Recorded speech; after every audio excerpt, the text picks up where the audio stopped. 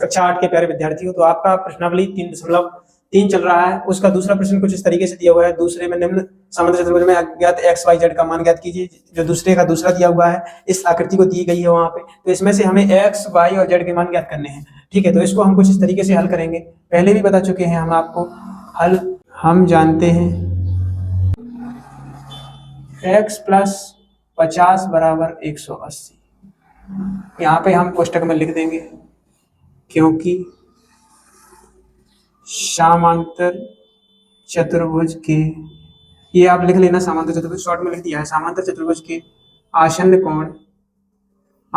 कोण कैसे हैं, होते हैं? आसन्न कोण समपूरक होते हैं, समपूरक होते हैं। ठीक है, आसन्न कोण कैसे होते हैं? समपूरक होते हैं, इसलिए 180 लिखा है। x प्लस 50 बराबर, तो x इस तरफ देखो 50 लिखा हुआ है, इस तरफ जाएगा तो x बराबर क्या आ जाएगा? 180 माइनस 50 हो जाएगा, तो x बराबर क्या निकल के आएगा? 130 डिग्री। ठीक है, तो यहाँ पे हम लिखेंगे, देखो x बराबर जब हमारा 130 निकला, तो ये भी y बराबर हमारा कितना हो जाएगा? तथा y बराबर 130 हो जाएगा, क्योंकि आसन्न कोण कैसे होते हैं हमारे? सम्मुख कोण बराबर होते हैं। तो यहाँ पे लिख देंगे, क्योंकि समांतर चतुर्भुज के सम्मुख कोण बराबर होते हैं। कैसे होते हैं? बराबर होते हैं। तो x बराबर जो हमारा 130 निकला था, तो y बराबर भी हमारा 130 निकल आया। ठीक है, तो यहाँ पर और कुछ दिया हुआ है, यहाँ पर लिख देंगे हम। यहाँ पर क्या है? यहाँ पर a बराबर कितना दिया हुआ है? 50 दिया हुआ है। ठीक है, तो ये आसन्न कोण जो हमारे होते हैं वो संपूरक होते हैं। यहाँ पे लिखेंगे कोण a प्लस कोण z बराबर 180 लिखेंगे हम। ये कोण लगाएंगे हम, कोण a प्लस कोण z बराबर कितना? 180, क्योंकि समांतर चतुर्भुज के आसन्न कोण, फिर से वही है, आसन्न कोण कैसे होते हैं? समपूरक होते हैं। ठीक है, समपूरक होते हैं।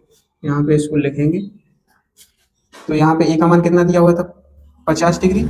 कोण z नहीं निकला था, 180 इसका था, ये इस तरफ चला जाएगा, तो कोण z बराबर 180 माइनस 50 डिग्री हो जाएगा।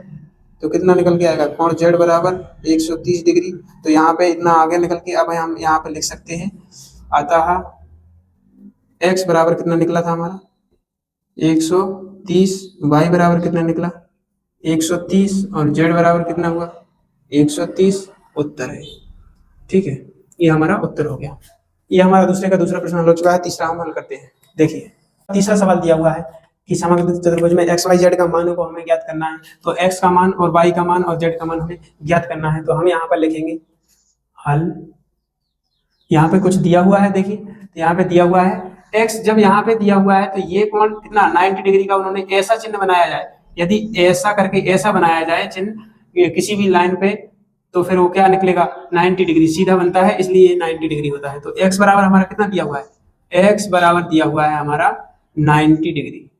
ठीक है, अब यहाँ पे देखिए, यहाँ पे एक आकृति बन रही है, यहाँ से ऐसी और ऐसी और ऐसी, ये क्या बन रहा है? हमारा त्रिभुज आकृति बन रही है। यहाँ पे अगर ये 90 दिया हुआ है, तो यहाँ पे, और यहाँ पे ये 30 दिया हुआ है, तो यहाँ का मान हमें ज्ञात करना है। तो यहाँ पे हम देखेंगे त्रिभुज के तीनों कोणों का योग।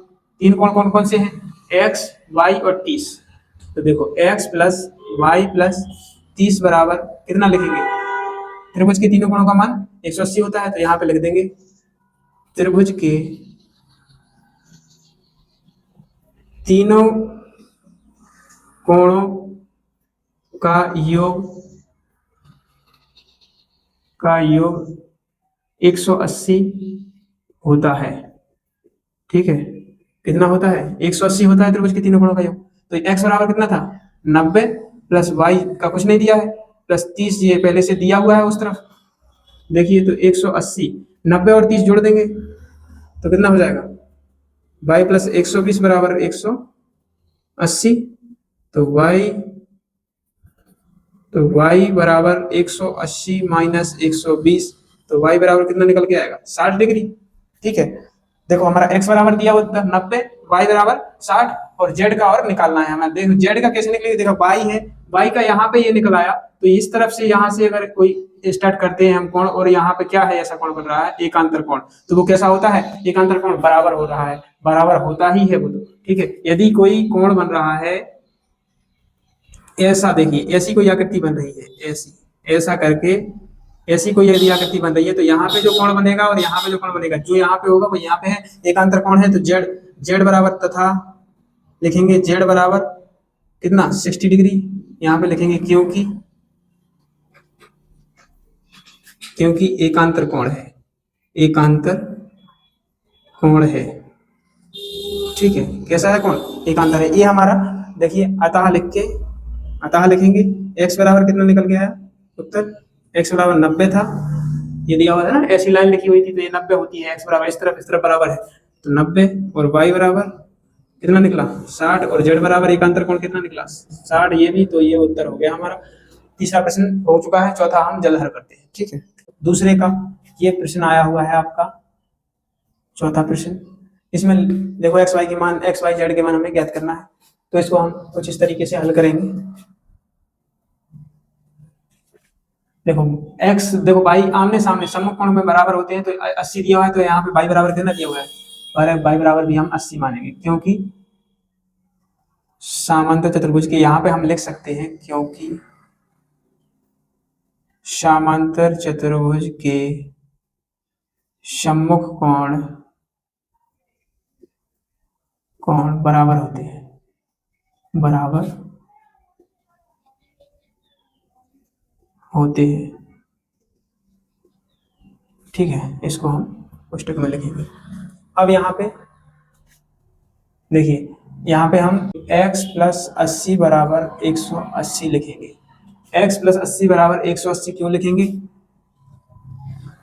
क्योंकि आसन्न कोण कैसे होते हैं, आसन्न कोण समपूरक होते हैं,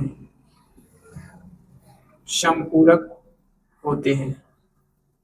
ठीक है, आसन्न कोण समपूरक होते हैं। तो x प्लस 80, तो x 80 देखो इस तरफ चले जाएगा, तो 180 है, जो 180 में से माइनस हो जाएगा 80 डिग्री, तो x बराबर कितना निकल के आएगा 100 डिग्री।